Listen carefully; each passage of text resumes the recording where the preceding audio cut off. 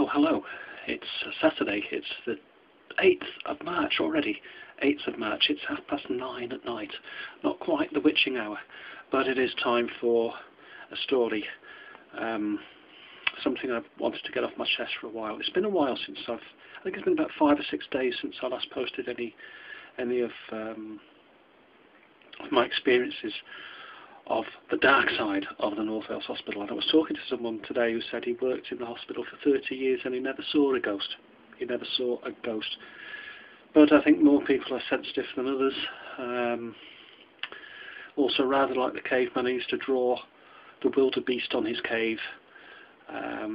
If you're interested in that sort of thing, that maybe that sort of thing will come to you.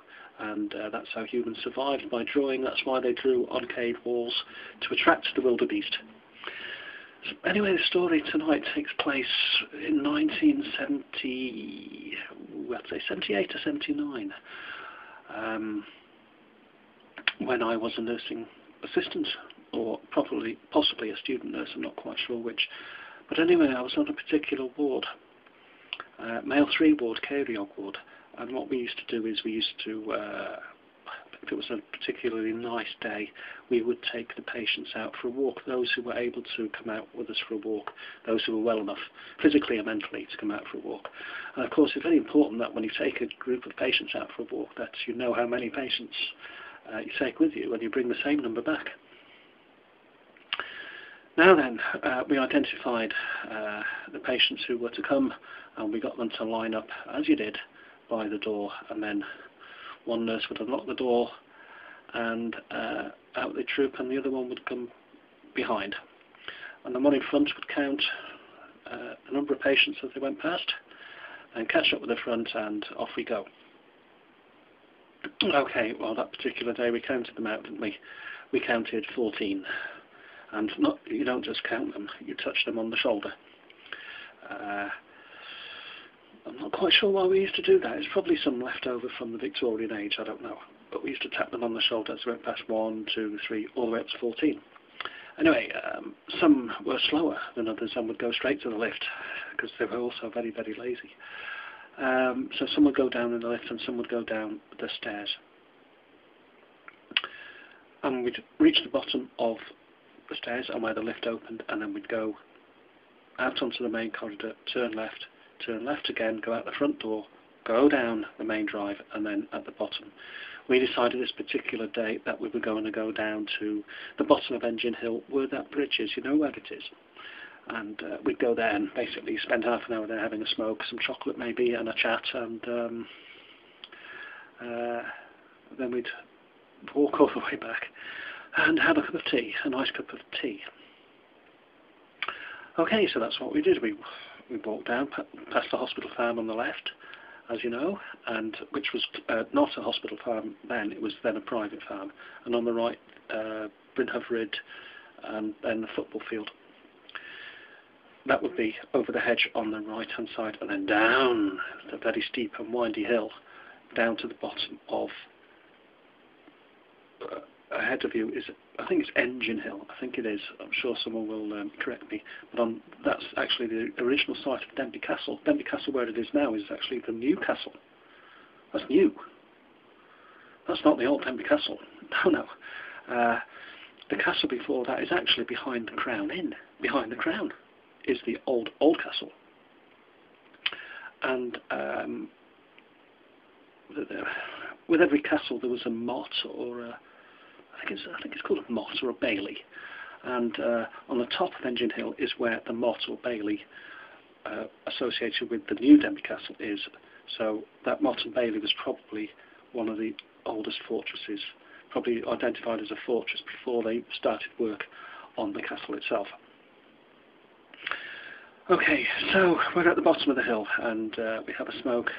We have some sweets, because not every patient smoked. Most did. 90% of patients did smoke, but those who didn't were entitled to sweets. Anyway, time to go back, and time to have a cup of tea, and back we went onto the ward. And of course, it's very important that you count the patients, and we counted them again, 14. And then back we went.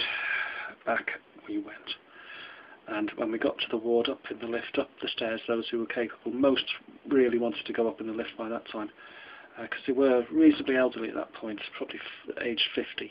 My age now, oh dear.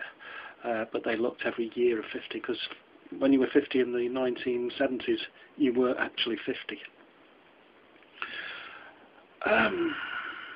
As they go through the door, because you have your keys, you open the door, in they come. We tap them again. 1, 2, 3, 4, 5, 6, 7, 8, 9, 10, 11, 12, 13. Oh dear, there's one missing. There is one missing. But which one?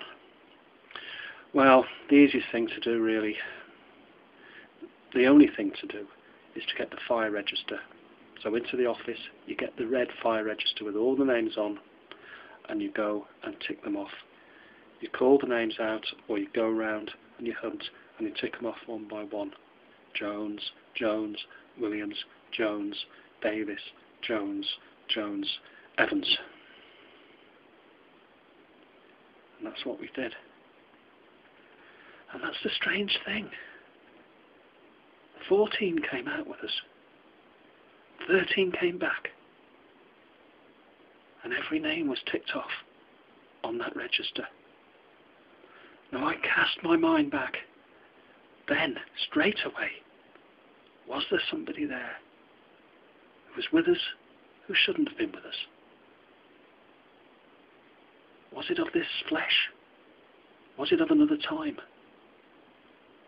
But I can tell you that somebody walked with us that day. Someone who should not have been with us that day. Did they slip through a crack in time?